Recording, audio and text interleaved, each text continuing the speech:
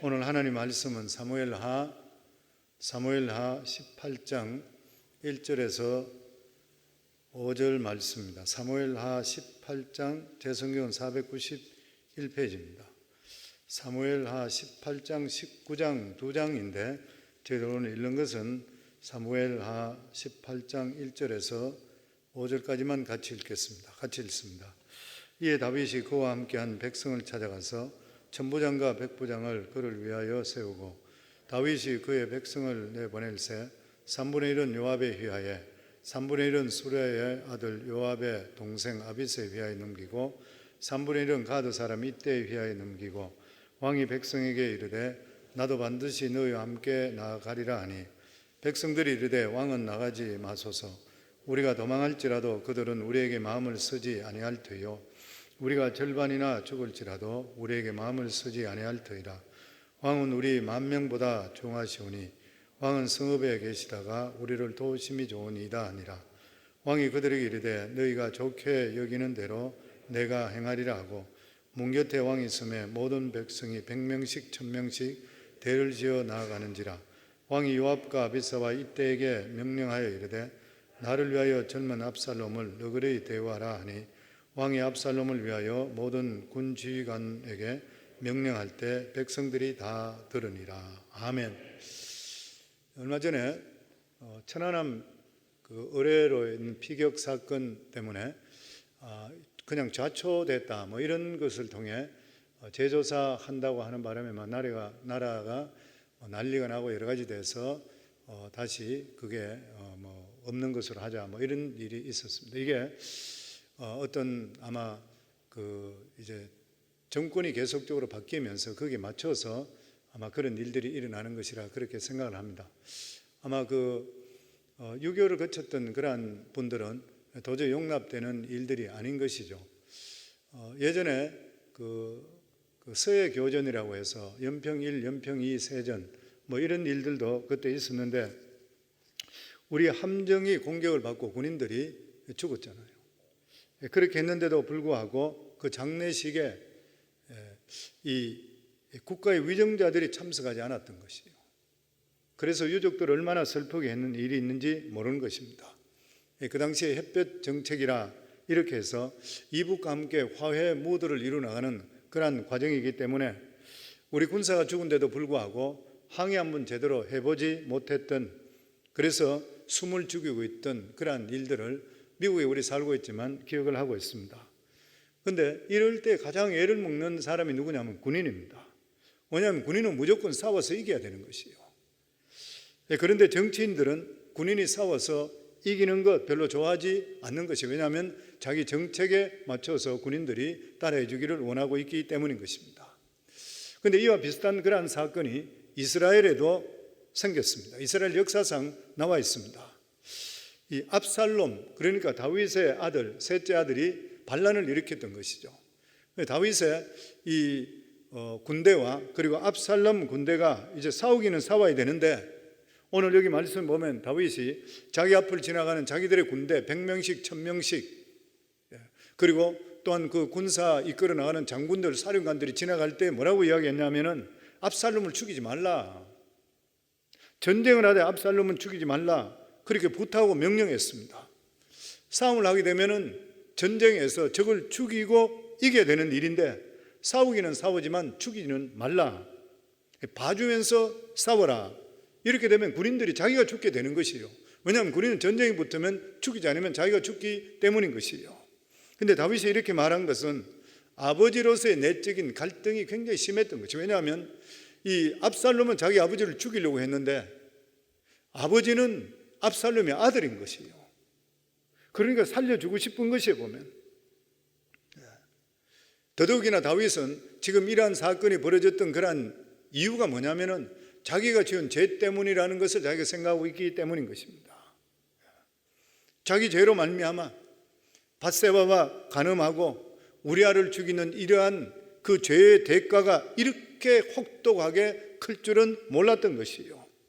그러니까 이러한 모든 일도 인해서 일어나는 일이라 생각하니까 다윗은 견딜 수가 없었던 것입니다.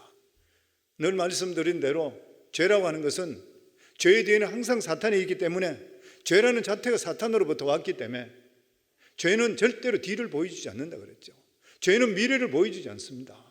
우선 현재만 보여주는 것이요, 이 죄를 통해서 어떤 파급이 일어난다는 것을 사탄은 절대로 보여주질 않는 것이. 그러니까 사람들이 자기 인생 그렇게 망친다고 생각하면 누가 그런 죄를 짓겠습니까? 근데 그렇게 생각 안 하는 것이에요.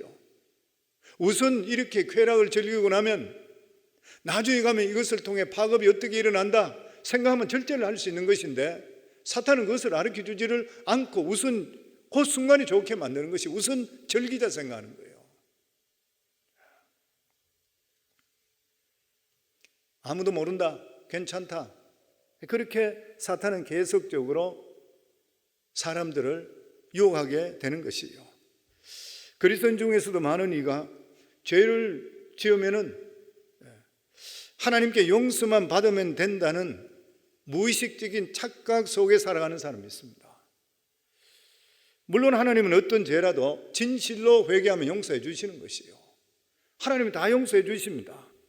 그러나 용서받은 죄도 때로는 치료해야 될 대가가 따라야 되는 것이에요. 생각해 보세요. 그 죄로 인해서 파생되는 그러한 상처들, 후유증들, 가족 관계 깨지는 것, 하나님 앞에 용서는 받아요. 근데 그 일 때문에 일어나는 가정적으로 파괴되는 것, 부부간에 완전히 서로간에 상처가 낫지 않는 것, 사회적으로 그 사람을 하나님 한편 용서받았지만 사회적으로 매장되는 것, 이 보통 어려운 일이 아닌 것이에요, 보면. 그렇기 때문에 우리가 항상 생각해야 될 것이 뭐냐면 죄를 절대로 가볍게 여기서 안 됩니다. 죄 짓고 사함 받는 것 당연한 거로 생각하지 말고 죄를 정말 무겁게 생각해야 돼요. 압살롬의 반역 후에 다윗의 가장 큰 위기가 뭐냐면 예루살렘을 그냥 내줬잖아요. 지난 수요일에 말씀드렸듯이 압살롬이 헤브론에서 반역을 일으켰는 거예요. 그리고 이스라엘의 예루살렘에 있는 유지들, 주위에 있는 사람을 그쪽으로 초청해서 자기 편인 양 이렇게 함을 통해서 이스라엘의 다른 유다에 있는 이 다윗이 오랫동안 집권을 하고 있으니까 아직까지도 사울 쪽에 옛날 사울 쪽에 있으며 자기 편이 아니라 생각하는 그런 사람도 있다가 숨어 있다가 튀어나오기 시작하는 거예요. 그래서 압살롬 점이 다 붙어버렸어요. 그래서 압살롬이 반란을 일으켰다 하니까 다윗이 예루살렘 성 안에 있으면서 보니까 자기 백성들 중에 누가 자기 편인지 모르는 것이, 그러니까 거기서 그냥 빨리 도망치는 길밖에 없는 거예요. 왜냐하면 예루살렘에 있다가 누구한테 죽을지 모르는 것이에요. 그러니까 거기서 도망쳐서 예루살렘 성에 대해 전쟁 한번 해보지 않고 그냥 자리를 다 비워줬던 것이에요.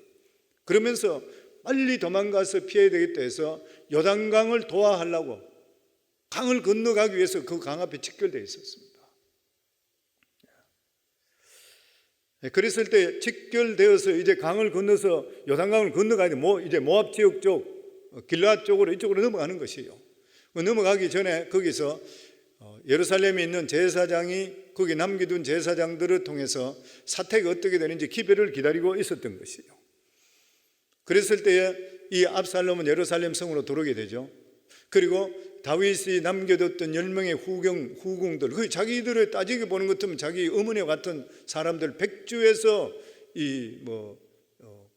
강간을 하는 것이죠. 간음을 하는, 아버지하고 자기 관계를 완전히 끊고 이제는 내가 왕이다 이런 식으로 이 엄청스러운 일을 했던 것이죠. 그럴 때에 다윗의 모사였던 아히도벨이 이제는 압살롬 때문에 붙어서 그렇게 이야기합니다. 이 다윗을 너무나 잘 알고 있기 때문에, 지금 다윗은 정신없이 도망가 있기 때문에 지금 현재 아직까지 정렬이 덜 되는 상태에서 요단강가에 있으니까 빨리 군사를 보내서 다윗을 죽이라. 그리고 나서 백성들을 다시 데려오라. 그럼 이 나라 바로 통일되는 것이다.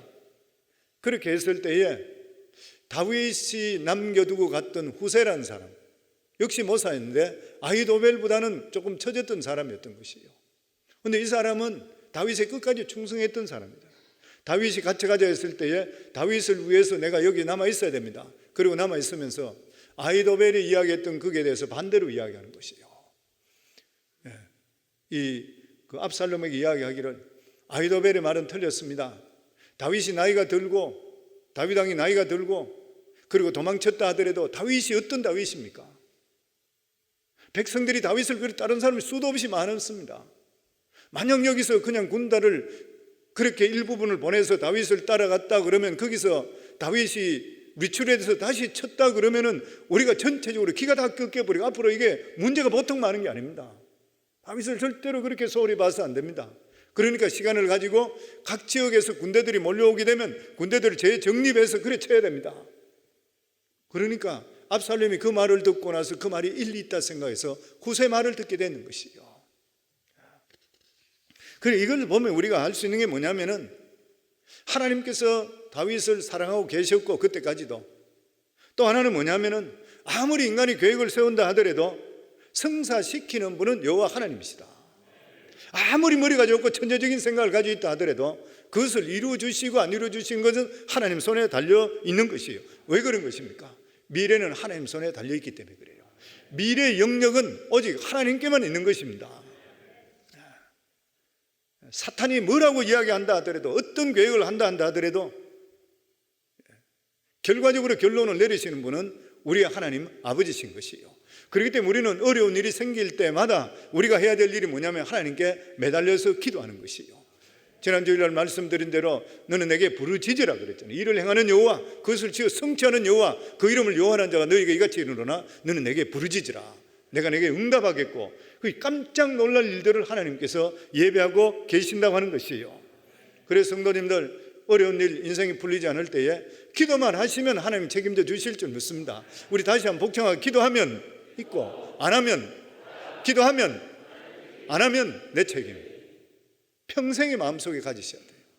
무슨 일을 하시든지 간에 일단 기도하고 나서 하나님 나는 모르겠어요 알아서 해주세요.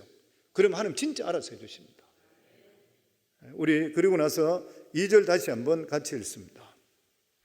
다윗이 그의 백성을 내보낼새 3분의 1은 요압에 휘하에 3분의 1은 수루의 아들 요압의 동생 아비새에 휘하에 넘기고 3분의 1은 가드 사람 이때에 휘하에 넘기고 왕이 백성에게 이르되 나도 반드시 너희와 함께 나가리라 하니 다윗은 자신의 군대에서 세 수로 나누죠. 요압과 아비새 그리고 이때 군단으로 따지면 3군단 이런 식으로 4단 이런 식으로 나눠서 지금 맡겼습니다.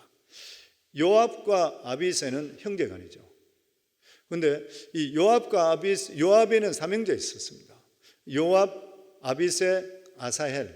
그런데 아사헬은 사울의 군장에서 아브넬을 쫓아가 따라가다가 우리 기억나실 거예요 아마. 아브넬이 너 형 요압하고 내 관계를 생각해서 더 이상 쫓아오지 마라. 적당히 우리 군사 한 사람 정당히 죽이고 그냥 공세했다고 가거라. 그때도 불구하고 아사헬은 이 아브넬 군장을 어떻든 잡아서 죽이면 공로를 세운다 하다가 아브넬이 보통 군장이 아니었기 때문에 돌아서서 창으로 찔러 죽여버렸잖아요. 그래 하나가 죽었습니다. 2명이 남았던 것이에요. 굉장히 군장들이죠. 이 요압과 아비새는 누구냐 하면은 다윗의 누이 수루야의 아들들이라고 그랬습니다. 수루야. 어떤 분들은 그게 누나일까 동생일까 그런데 저는 분명히 누나라 생각해요. 왜 그러냐면 다윗이 8째 아들입니다. 이 형제 중에서 전체 중에서 막내 아들이었던 것이에요. 막내 아들이기 때문에 우리들도 자랄 때 보면은 아들이 많은 집에 막내로 태어나게 되면 중간에 누나가 있으면 시집가서 애를 낳게 되면 어떨 때 애들이 나이가 비슷해질 수 있잖아요. 그러니까 지금 요압도 다윗에게는 조카였었지만 다윗하고 나이가 비슷하든지 그렇지 어쩌면 더 많을 수도 모르는 것이에요. 그러니까 장군인 것이에요. 그래서 두 사람과 그리고 한 사람은 가드 사람 이때라 그랬습니다. 가드가 어딘 것이에요? 블레셋입니다. 블레셋 사람 적군이었던 것이요. 적군이었는데 불구하고 이 사람이 다윗의 인격에 감화되어서 블레셋을 떠나서 다윗의 부하가 됐던 그러한 사람입니다. 이 바람이 이때는 블레셋 사람으로부터 매국노라고 배척받았어요. 특권을 잃어버렸어요. 이스라엘 사람으로부터도 차별 무시를 당했던 그러한 사람이라 그렇게 이야기합니다. 그러나 이 사람은 무엇보다도 더욱더 중요한 것은 하나님을 믿었던 사람이에요. 하나님의 위대하심, 하나님의 말씀, 하나님 나라 장래, 하나님을 알고 나니까 이 세상에 하나님보다 더 귀한 분이 없는 것이에요. 그래서 다윗이 실각해버리고 도망가는데도 불구하고 이때는 자기 나라로 다시 돌아가는 것이 아니라 다윗을 끝까지 호위했습니다. 그래서 나중에 이스라엘이 회복한 과정이 있을 때에 다윗의 군대 3분의 1을 지휘하는 장군이 되는 것이에요. 여기서 보면 다윗의 장점이 뭐냐면은, 다윗은 일단 누구든지 간에 하나님 앞에 헌신되었다고 하면은 출신이나 성분을 가리지 않고 다 받아줬습니다. 다 받아줬던 것이에요. 미국이 강한 이유가 어디 있습니까? 미국의 다양성이라 그러잖아요. 미국은 다양성이기 때문에 어느 나라 누구든지 다 여기 와서 섞여서 거기에서 나라를 위해서 누구나 공헌할 수 있다고 하면 다 받아주는 것이에요. 그러니까 강해질 수밖에 없는 것이에요. 다양성이 있을수록 강해지잖아요. 부부간에 살 때도 마찬가지잖아요. 서로 간에 다양하니까, 부부간에 둘이 합치게 되니까, 뭐 혼자서 말 하나가 끓으면 1톤을 끄는 것이 말 2마리가 끄는 것처럼 6톤을 끈다 그러잖아요. 그러니까 다양성을 가지고 두 사람이 맞추게 되니까 강한 힘이 나타나는 것이죠. 교회도 똑같은 것이죠. 그런데 다윗은 이러한 사람들을 포용해 주었습니다. 19장에 보면 다윗이 압살롬으로 반역으로 도망칠 때 이스라엘 백성들인데도 불구하고 다윗을 욕한 사람이 많아요. 압살롬이 예루살렘에서 이미 왕으로 그냥 자기가 차지해버렸어요. 그랬을 때 다윗을 따르던 많은 사람들이 다윗을 배반하고 압살롬 쪽에 붙어버렸어요. 그런데 다윗은 나중에 다시 예루살렘으로 돌아올 때에 그 반역했던 사람들을 자신에게 반역했다 생각하지 않고 자신의 죄에 대한 하나님의 징계를 생각하고 다 받아줬습니다. 그 중에서 한 사람, 그 시므이라는 사람이 있었죠. 사울 왕의 그 가문에 있던 사람이에요. 그러니까 이 사람은 다윗 왕이 통치한데도 불구하고 계속적으로 자기 마음속에 반란하고 싶은 마음을 가지고 있다가 다윗이 도망가게 되니까 따라가면서 욕을 했던 것이군요. 다윗 보고, 이 저주받을 놈아, 네가 사울한테 어떻게 했냐, 이런 식으로 저주를 했던 것이에요. 그 다윗은 맨발로 도망치는데 따라오면서 소리 지르고 했으니까 이건 죽이고 싶잖아요. 그런데 나중에 다윗이 돌아왔을 때 이 시므이가 제일 먼저 찾아와서 내가 잘못했습니다 이랬는 거예요. 그러니까 그 장군이었던 아비새가 칼을 빼 죽이려고 그랬던 거예요. 이게 있을 수 있냐 그러니까 다윗이 나는 당연히 하나님으로부터 받아야 될 징벌을 받는 것이니까 네가 왜 나섰냐 받아줬던 것이에요. 다윗은 대단한 사람인 것이에요. 보면 저는 이것을 보면서 느끼는 게 뭐냐면 다윗의 그릇이 진짜 크구나. 정말 큰 그릇인 것이에요. 모든 것을 다윗은 지금 자신의 탓이라 생각해요. 압살롬의 죽음에서 나중에 애통했고 자기를 저주하는 시므이, 이런 것도 다 자기들이 용서하고, 이런 것들이 뭐냐면은 모든 것들을 영적으로 받기 때문에 이게 받아줄 수 있게 되었는 것이에요. 그리고 그것을 받아서 자기가 품어주게 되니까 하나 되게 되는 것이에요. 그래서 나중에 다윗이 이 전쟁을 통해 다시 전체가 다 하나 되는 역사가 일어났습니다. 그 다윗을 보면서 옛날 이 고성사가 하나 생각나는 것 같아요. 아마 들어보셨을 거예요. 고성사 중에 전령지연이라는 그런 말이 있습니다. 전령지연. 중국의 춘추 전국시대 때 초나라 22대 왕으로 했던 장왕이라는 사람, 이 춘추 5패 중에 한 사람으로 뛰어난 임금이었습니다. 그런데 그가 한 번은 궁중안의 누각에서 전쟁에 이기고 돌아왔는 장수들과 군신들을 모아놓고 나서 그리고 연회를 베푼 적이 있었어요. 밤이 깜깜하게, 밤이 어두워지니까 촛불을 전부 켜라, 모두 다 절개라. 그러면서 모든 군신, 장군들, 일반 사람들 뭐 다 할 것 없이 모여서 막 축제를 들고 거기서 막 가고 있었던 거예요. 왕이 너무 기분 좋겠어요. 그런데 갑자기 바람이 막 쇠리 바람 부는 바람에 촛불이 다 꺼져 버렸어요. 깜깜해져 버렸던 것이에요. 그때 갑자기 한 왕의 여인의 비명소리가 들립니다. 그러면서 왕에게 소리 지릅니다.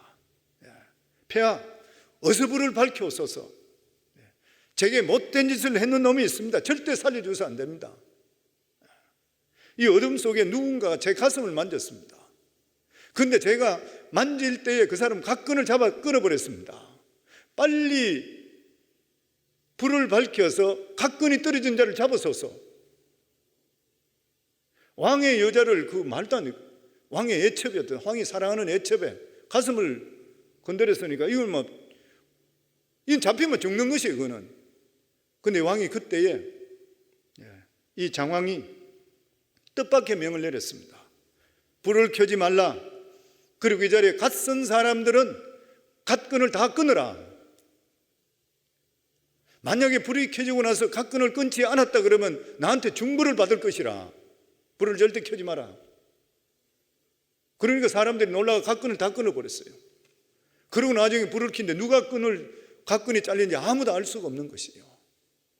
그리고 나서 이 장왕의 너그러운 그러한 이 대처로 인해서 정말 목숨을 건지게 됐죠. 누가 했는지 모르지만. 그리고 3년 후에 전쟁이 벌어집니다.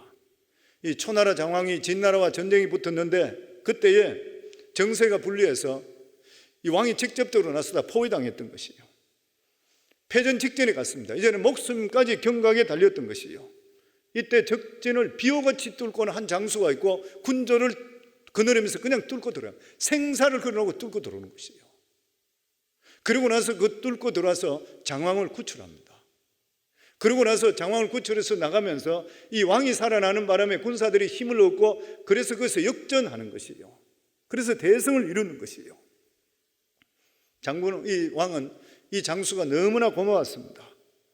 그래서 그 장수를 친히 불렀던 거예요. 그러면서 치하하는 것이에요. 그대가 없었더라면 나는 이 전쟁에 죽었을 것이라. 너무나 감사하다. 그대가 내 목숨을 구했다. 그랬을 때 이 장수는 고개를 숙이면서 폐하께서 3년 전에 저를 살려주셨습니다. 이 장수가 바로 3년 전에 전령지연 왕의 애첩을 희롱했던 장본인 것이요. 그 전령지연 이 사람 이름이 장웅이라는 장수입니다. 실제로 있었던 그런 일인 것이요. 이 전령지연 각근을 끊게 했던 연애라. 각근을 끊게 했던 연애라. 저는 이 일이나 이런 거 들어보고 읽으면서 자꾸 느끼는 게 뭐냐면은 저는 우리 성광교회도 또 우리들 자손들 중에도 장왕과 같이 다윗과 같은 큰 인물이 날 수 있기를 저 이름으로 축원합니다. 진짜 큰 인물들이잖아요. 기도대로 이루어질 걸 믿으시면 아멘 하시기 바랍니다. 저는 우리 성광교회 성도님들 중에 그리고 우리들 자손들 중에 정말 이런 큰 인물들 모든 것을 포용하고 이끌어 나갈 수 있는 믿음으로 이끌어 나갈 수 있는 그리고 뿐만 아니라 항상 모든 일은 무엇이든지 심는 대로 거둔다 그랬습니다. 심는 대로 거둬요. 성도는 기도로 심으면 기도에 합당한 열매를 맺힐 줄 믿습니다. 하나님께 물질 심으면 물질에 합당한 것을 받게 되어 있는 것이고 하나님께 몸으로서 헌신하게 되면 헌신되면 심는 대로 거두는 법칙, 망고불변의 법칙인 것이요. 그런데 이스라엘이 이 사발이 걸린 이 중요한 전쟁에 다윗이 직접적으로 참여할 노후 나이가 많은데도 불구하고 참여하려고 그랬어요. 그런데 신하들이 다윗을 적극적으로 만류합니다. 왜냐하면 이 전쟁은 어떤 전쟁인 것이에요. 딴 전쟁하고 틀려가지고 우두머리를 먼저 죽이는 것이 이기는 것이에요. 왜냐하면 지금 압살롬이 왕이 되느냐 아니면 다윗이 왕권을 지키는 두 가지 싸움이거든요. 그러니까 전쟁이 붙었다 그러면 어느 쪽이든지 간에 이쪽에도 압살롬을 죽이려고 집중적으로 공격할 것이고 딴 전쟁하고 틀리는 것이에요. 저쪽에서 다윗만 잡으면 된다 생각하는 것이에요. 그러니까 거기에서 전부 다가 말립니다. 신하들이 이야기하기를 다윗 왕은 1만 명 우리보다 더 중요합니다. 3절 말씀입니다. 백성들이 이르되 왕은 나가지 마소서. 우리가 도망할지라도 그들은 우리에게 마음을 쓰지 아니할 터이요 우리가 절반이나 죽을지라도 우리에게 마음을 쓰지 아니할 터이라. 왕은 우리 10,000명보다 중하시오니 왕은 성읍에 계시다가 우리를 도우심이 옳으니이다 하니라. 다시 말하면 우리는 다 죽어도 당신 왕은 살아나야지 이스라엘이 지켜집니다. 이것을 보면 하나님께 기름 부은 자가 얼마나 중요한지를 아는 것이에요. 이것은 다윗이 좋아서라기보다는 하나님 나라를 지키기 위해서인 것이에요. 압살롬의 군대는 압살롬이 직접 지휘했고 다윗의 군대는 3명의 장수들이 갈라서 지휘를 했습니다. 그래서 여기 에브라임 숲풀에서 격렬한 전투가 벌어졌는데 죽은 사람이 2만 명이 넘었다 그랬습니다. 근데 그 중에 칼에 죽은 사람보다 이 수풀에서 죽은 사람이 더 많다고 7절에 8절입니다. 같이 읽습니다. 거기서 이스라엘 백성이 다윗의 부하들에게 패하며 그날 그곳에서 전사자가 많아 2만 명에 이르렀고 그 땅에서 사면으로 퍼져 사왔으므로 그날의 수풀에서 죽은 자가 칼에 죽은 자보다 많더라. 어떻게 수풀에 죽은 자가 칼에 죽은 자가 많습니까? 아마 어떤 전쟁이 벌어지면서 한꺼번에 밀리다 보니까 막 집 밟고 막 그랬을 것 같아요. 사람들 어떤 스테디움에 갔다가도 뭐 집 밟아버리면 사람들 죽고 하는데 똑같이 그런 일이 벌어졌던 것이구만. 결과적으로 이런 모든 일들도 하나님이 하시는 것이죠. 우리 9절 말씀입니다. 압살롬이 다윗의 부하들과 마주치니라. 압살롬이 노새를 탔는데 그 노새가 큰 상수리 나무 번성한 가지 아래로 지날 때에 압살롬의 머리가 그 상수리 나무에 걸림에 그가 공중과 그 땅 사이에 달리고 그가 탔던 노새는 그 아래로 빠져나가니라. 참 묘한 상황이 벌어졌는 것이요. 압살롬이 노예를 타고 전투를 했습니다. 전투를 했는데 전투를 하다가 이 우거지는 상수리 큰 나무 가지 밑으로 도망치다가 달려가다가 압살롬이 그렇게 자랑했던 자기 머리, 1년에 한 번씩 깎는 기가 막힌 그 머리가 나무 가지에 걸려버리는 거예요. 그리고 노새는 빠져나가 버리니까 자기는 공중에 떠버렸습니다. 이럴 때 다윗의 군사들이 거기 몰려 들어왔는 거예요. 원래대로 이야기한다면 당연히 압살롬을 죽여야 돼요. 그런데 다윗은 군인들에게 내 아들을 죽이지 말라 간곡한 명령을 내렸던 것이요. 군인으로서 압살롬을 죽이는 건 당연한 일인데 왕의 부탁을 인해서 죽일 수가 없었던 것이요. 이때 지혜로운 한 군인이 거기에서 보다가 이건 우리가 처리할 일이 아니다 이렇게 해서 바로 요압 장군에게 뛰어갑니다. 그리고 나서 지금 압살롬이 나무에 달려 있습니다. 그랬을 때에 이 요압 장군이 뭐라고 하냐면 이 군인한테 너 왜 보고 나서 바로 죽이지 않느냐? 적장을 왜 바로 죽이지 않느냐? 네가 지금 가서 압살롬을 쳐 죽이게 된다면 은 10개와 띠를 주겠다. 그렇게 이야기했을 때 이 군인은 왕이 아들을 죽이지 말라고 명령했기 때문에 은 10개가 아니라 은 1000개를 준다 해도 나는 죽일 수 없습니다.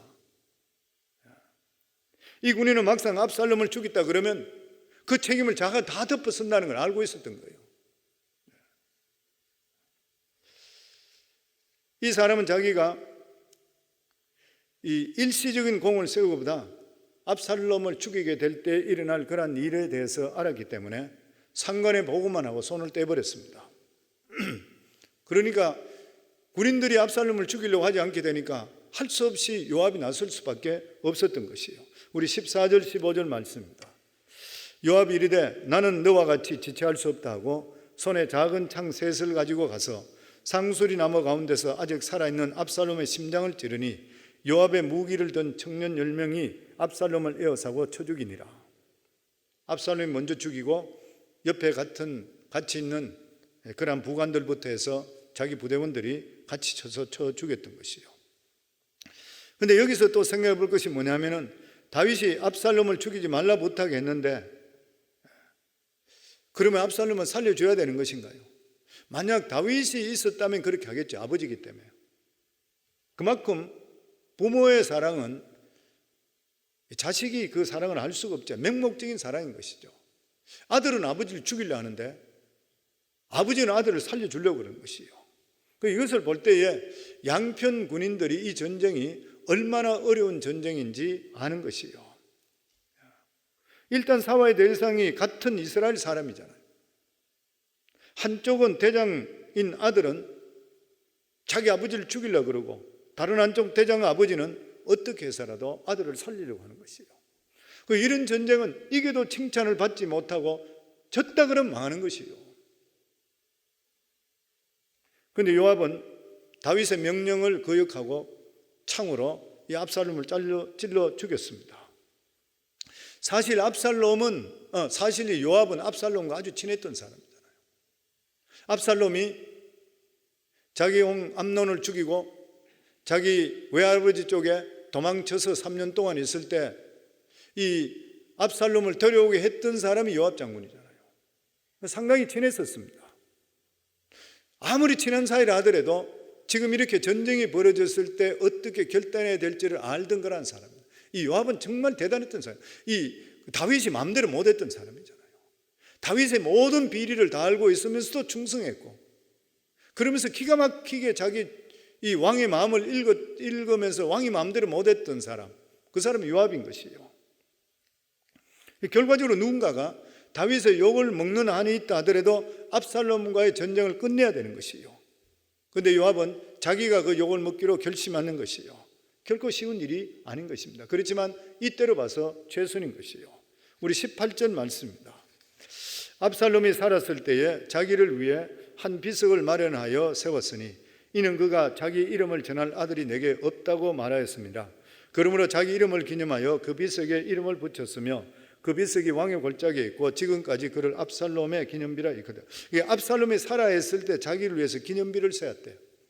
그런데 기념비 세웠는데 그 내용이 뭐냐면 자기 이름을 전할 아들이 없다 그랬습니다.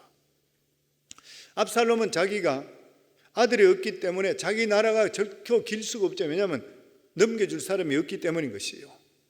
그런데 압살롬의 아들이 없었는가요?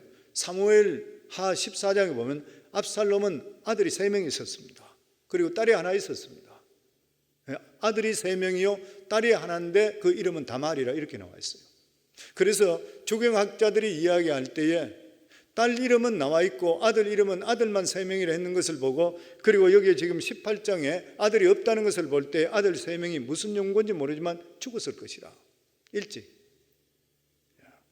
아들도 없는데, 대를 이을 것도 없는데도 불구하고 자기 아버지 왕자리를 이렇게까지 탐하면서 왕이 되려고 했던 이유가 어디 있는 것인가?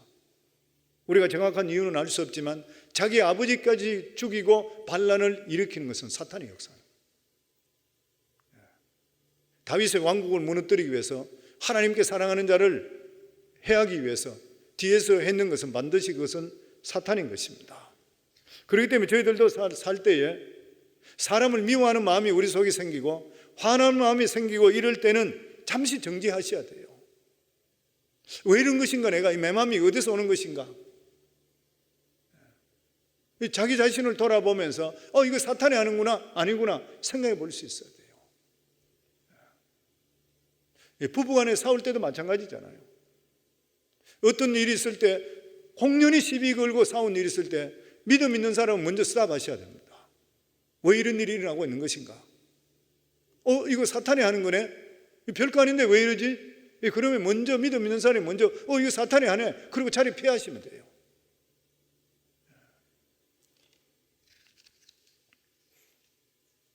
이번에 빌 게이츠 부부 이혼 관계 때문에 세계가 떠들썩하잖아요.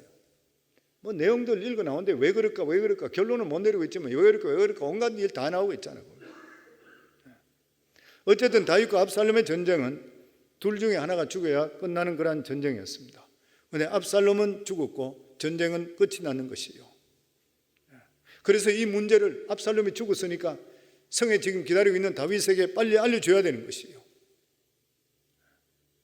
그런데 전쟁에 좋은 소식, 나쁜 소식이 있는데 실제적으로 기쁜 소식이라는 것은 압살롬이 죽었잖아요. 진짜 기쁜 소식이잖아요. 나쁜 소식이 뭐예요? 압살롬이 또 죽은 것이에요. 압살롬이 죽은 것이 좋은 소식도 되고 나쁜 소식도 되는 것이에요. 이때 사독의 아들 이 아히마아스가 이 승리의 소식을 자기가 전하겠다고 자원했습니다. 얼마나 기뻐요. 이제 전쟁 끝났다. 적장을 이겼다. 그럴 때에 요압은 왕의 아들이 죽었다는 이 소식을 전하지 말라. 네가 전하지 말아라. 그러면서 구스 사람, 흑인이었을 거예요. 구스 사람은 자기들이 외인에 들어왔던 사람이죠. 전령을 시켜서 보내게 했습니다. 그러니까 이 아히마아스는 요압의 마음을 읽지 못하는 이 기쁜 소식을 자기한테 전해서 상이라도 받아야 되는데 왜 못 가고 하느냐. 구스인을 먼저 보내는 것이에요. 그러니까 다시 또 요청하는 것이에요. 그러니까 이 요압이 이야기하기를 절대 이것은 좋은 소식으로 네가 상급받는 것이 아니다. 그런데도 자기를 보내달라 그래요. 그러니까 가라. 그래서 이 아히마아스가 구스 사람 가고 있는데도 불구하고 그 따라 붙여서 먼저 들어갔습니다. 먼저 들어가 다윗에게 이야기하는 것이요. 다윗 왕이요, 우리가 승리했습니다. 그러니까 요압의 말대로 다윗이 승리했습니다 하는데 전혀 기뻐하지 않아. 그리고 묻는 말이 뭐냐 하는 것 같으면 그 대신 압살롬이 잘 있느냐 이렇게 묻는 거예요. 그때 아히마아스가 요압의 말을 생각이 나는 것이에요. 아차, 이게 잘못하다가 이게 내가 왕의 눈에 진짜 벗어나겠구나. 왕은 지금 아들 때문에 근심하고 있는데 왕의 아들 죽었습니다, 압살롬 죽었습니다 그러면 왕이 나보고 너 잘했다 이게 문제가 아니겠고 깜짝 놀라니 그때. 그래서 거기서 멈칫하면서 뭐라 그랬냐면은 제가 그건 잘 모르겠습니다. 바깥에서 요란한 소리는 들었지만 압살롬이 살았는지 죽은지는 제가 잘 모르겠습니다. 그러고 나서 뒤로 물러가는 거예요. 그러고 나서 곧바로 구수에 전령이 들어옵니다. 그러면서 왕이여 만세수를 하소서, 적장인 압살롬이 죽었습니다. 거기서 발표를 하는 것이에요. 우리 32절 33절입니다. 같이 읽습니다. 왕이 구스 사람에게 묻되 소년 압살롬이 잘 있느냐? 구스 사람이 대답하되 내 주 왕의 원수와 일어나서 왕을 대적하는 자들은 다 그 소년과 같이 되기를 원하나이다. 왕의 마음이 심히 아파 문 위층으로 올라가서 우니라. 그가 올라갈 때 말하기를 내 아들 압살롬아, 내 아들 압살롬아, 차라리 내가 너를 대신하여 죽었다면 압살롬아 내 아들아 하였더라. 여기 보면 다윗이 가슴이 아파 올라가서 자기 아들을 죽였으니까 얼마나 많아요. 내 아들 압살롬아, 내 아들 압살롬아, 차라리 내가 너를 대신하여 죽었더라면 압살롬아 내 아들아. 성루에 올라가서 왕이 통곡하면서 울기 시작했습니다. 자기가 죽고 아들이 살기를 원했는 것이에요. 이것은 다윗이 이스라엘 전체를 생각하지 않고 자기 아들만 죽지 않기를 원했던 것이에요. 결코 이것은 옳은 일이 아닌 것이죠. 압살롬은 이스라엘의 반역자였습니다. 고통에 빠지게 했던 그런 장본이었습니다. 그럼에도 불구하고 내가 차라리 죽었으면 더 좋았겠더라. 이거는 뭐냐면 내가 차라리 죽고 압살롬이 이스라엘의 왕이 되었으면 좋겠더라. 그런데 이스라엘의 왕을 세우는 분이 누구십니까? 여호와 하나님이시잖아요. 이스라엘은 자기 것이 아니잖아요. 하나님 것인 것이요. 그러니까 다윗은 지금 개인적인 정에 눈이 멀어서 분별을 잃어버렸어요. 그리고 목숨을 걸고 수많은 사람이 죽으면서 전쟁터에 이겨서 돌아왔던 군인들이 성으로 들어오면서 고개를 들질 못했다 그랬습니다. 왕이 저렇게 울고불고 난리를 지기니까 전쟁을 이기고 나서도 군인들이 전부 다가 기가 다 죽어 침울하게 들어왔던 것이에요.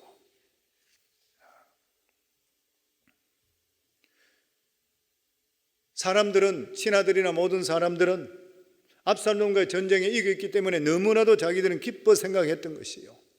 큰 상이나 훈장을 받을 것이라 이렇게 생각했는데 다윗은 전혀 기뻐하지를 않았습니다.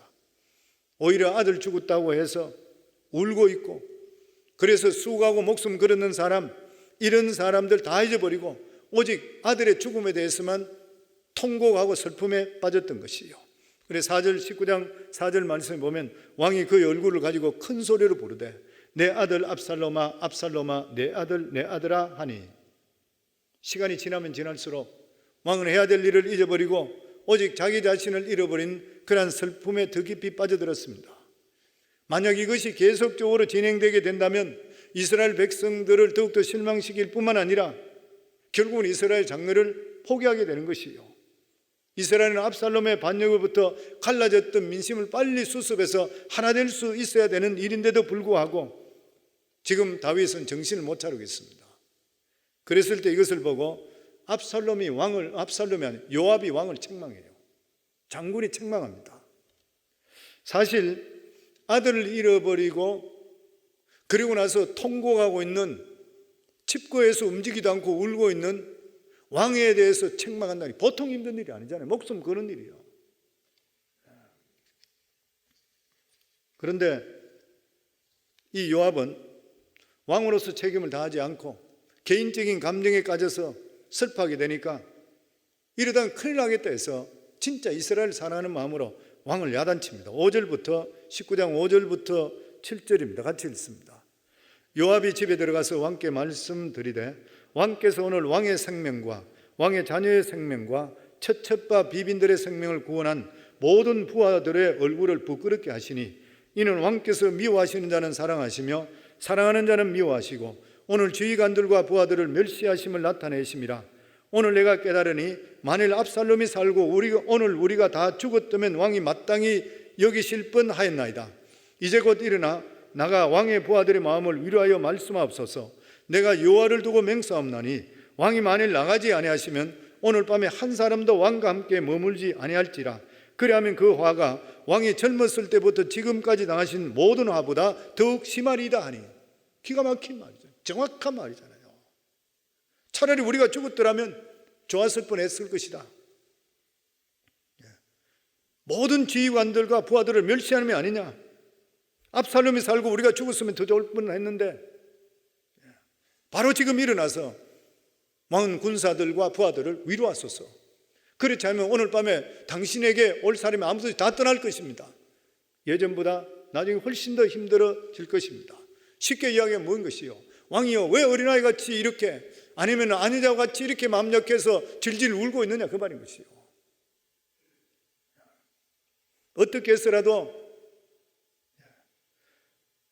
반역한 죽은 아들은 귀하고 나를 지켜 목숨을 걸고 싸우는 사람들은 귀하지 않느냐. 만일 지금 정신 차리지 않고 위로하지 않게 된다면 더 큰 어려움에 빠지게 될 것이라. 이스라엘의 전체를 생각해서 개인적인 슬픔을 그치라는 것이요. 하나님의 일하는데 똑같습니다. 신약에도 보면 예수님께 제자 중에 한 사람이 부친을 장사하고 따르겠다 했을 때 죽은 자는 저희 죽은 자로 장사 치르게 하라. 그리고 너는 나를 그냥 따르라. 지체하지 말라. 어떤 사람이 가족과 작별하고 했을 때에 예수님께 말씀하시되 손에 쟁기를 잡고 뒤를 돌아보는 자는 하나님 나라에 합당하지 않다. 성경 우리가 이것도 하고 저것도 할 수 있을 것 같아요. 절대 안 그렇습니다. 하나님 나라 일은. 이것을 보면서 하나님 백성은 철저하게 개인적인 정은 배제해야 되는 것이에요. 그래야지 하나님의 일을 제대로 할 수 있게 되는 것이에요. 그래서 우리 믿음의 삶이라는 것은 다른 이야기로 하게 된다면 평소에 어떤 이 가족이나 자식들을 포기하는 훈련을 해야 돼요. 그 목회자 보고도 그런 거 이야기합니다. 목회자가 훈련받아야 될 것이 뭐냐면은 교인을 포기하는 훈련 자꾸 해야 된대요. 그래야지 나중에 심한 개인적인 어떤 감정에 빠지지 않고 냉정하게 자기 자신을 추스를 수 있게 된다고 하는 것이에요. 믿음의 삶이 똑같은 것입니다. 우리가 믿음의 삶 산다 그러면은 믿음 때문에 아무리 소중하다 하는 것도 잃어버릴 수 있다는 각오를 우리가 할 수가 있어야 돼요. 성경에 아브라함을 보세요. 하나님께서 아브라함에게 믿음을 증명하기 위해서 뭐라고 그랬습니까? 독생 아들 이삭을 바치라 그랬잖아요. 뭐세요? 자기 가장 소중한 거 나를 위해서 버리라 그 말이잖아요. 근데 아브라함은 거기 통과됐지 않습니까? 오늘 사랑하는 성도님들 믿음 때문에 뭐를 포기하고 살아요? 어제 제가 예레미야서를 강의하면서 그런 말씀을 드렸어요. 이스라엘 백성들이 가나안 땅에서 하나님과 40년 동안 하나님 말씀대로만 살았던 것이에요. 그냥 따랐던 것이에요. 그런데 가나안 땅에 들어가고 나서 이스라엘 백성들은 거기 사는 사람들이 자기보다 훨씬 더 잘 살고 문화 수준도 있고 다 좋고 이러는데 하나님을 안 섬기더라도 잘 살고 있거든요. 그런데 그들이 섬기는 걸 가만히 보니까 바알신을 섬기고 아세라신을 섬기는 것은, 이 우상에게 섬기는 것은 교통한다든지 거기에 대한 하나님 말씀대로 사는 이런 게 없거든. 우상은 오늘날도 보세요. 전부 다 어느 종교든지 다 보면 우상 섬기는 종교는 그냥 자기가 가서 물질 드리고 절하고 그리고 복주기를 원하고 그래 가는 것이에요. 그 이스라엘 백성들이 그것을 보니까 저렇게 해도 농사 짓고 잘 사네. 그러니까 하나님이 전에 와서 예배드리고 하더라도 내가 신령과 진정으로 하나님께 예배드리는 것이 아니라 일단 예배만 드리고 물질 드리고 이랬으면 끝났으니까 하나님 복 주세요 이러면서 사람들이 신앙이 바뀌어버렸던 것이에요. 하나님 그 말씀하고 있잖아요. 보면 예레미야서에 그대로 나오고 있는 것이에요. 보면 오늘날도 우리들은 믿음 안에 산다 하는데도 우리가 어떻게 살고 있어요? 그냥 내가 교회 와서 그냥 예배 드리니까 하나님 복 주세요, 이거로 끝나버려요. 그러면 우상 숭배하고 똑같습니다. 성도님들, 뭐 틀리는 게 뭐가 있어요? 근데 하나님은 살아계신 하나님의 영이시잖아요. 성령께서 우리 속에 계시잖아요. 하나님께 원하는 것이에요. 하나님께서는, 하나님 백성은 이렇게 살아야 된다 말씀을 주셨고 성령과 교통하도록 되어 있는 것이에요. 보면 이걸 떠나게 되면 우상 숭배요, 맹신이 되어버리는 것이에요. 이스라엘 백성이 이걸 놓쳐버렸던 것이에요.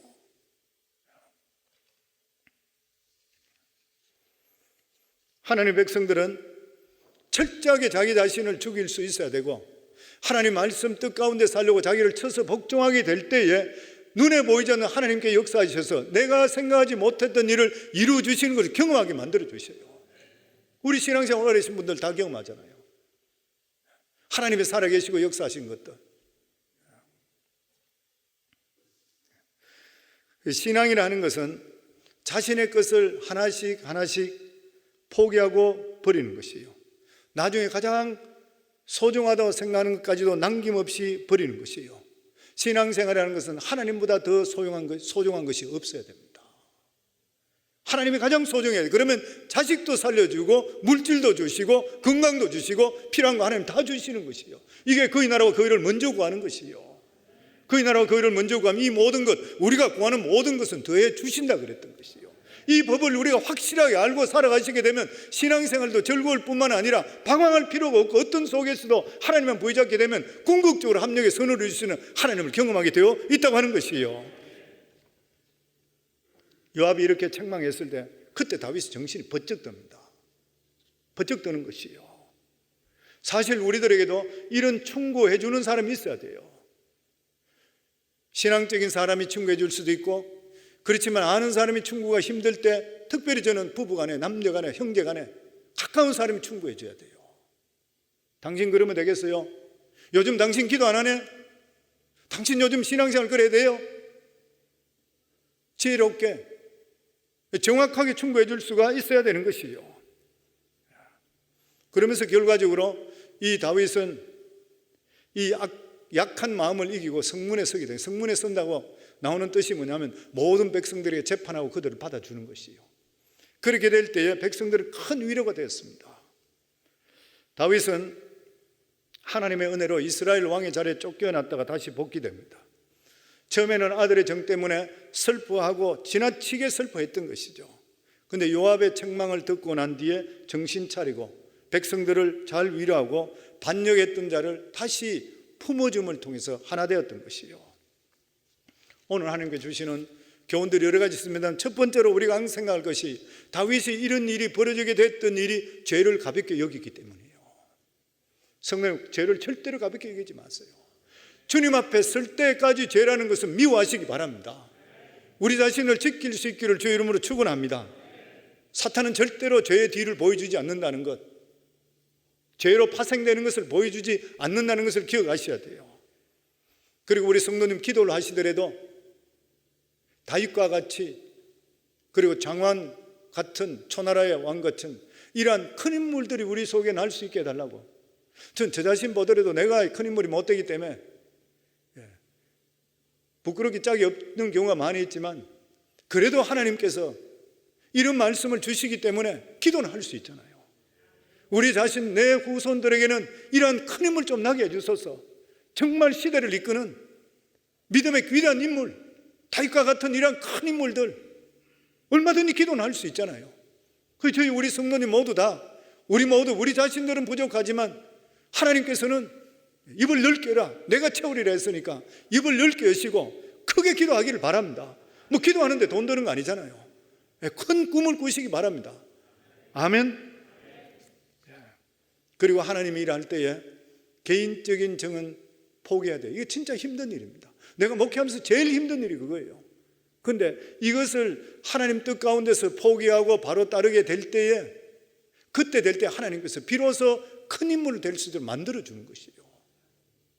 그리고 성도님들, 하나님보다 믿음의 그 추장거리가 되는 것이 있다면 친구라도 자르세요. 물질이라도 잘라셔야 되고. 어떤 분은 그런 이야기해요. 부정적이고 믿음에 안 되는 사람은 부인이라도 내쳐라 그래요. 그 이혼하다 그런 말은 아니겠지만 그 정도로까지 위협한다는 것이에요. 저는 우리 성도님들 믿음의 길은 정해져 있어요. 그리고 거기에 대해서 하나님께서 은혜와 복을 주시기를 원하시는 하나님, 이 귀한 은혜와 축복 속에서 정말 복 있는 인생 되기를 주 이름으로 축원합니다.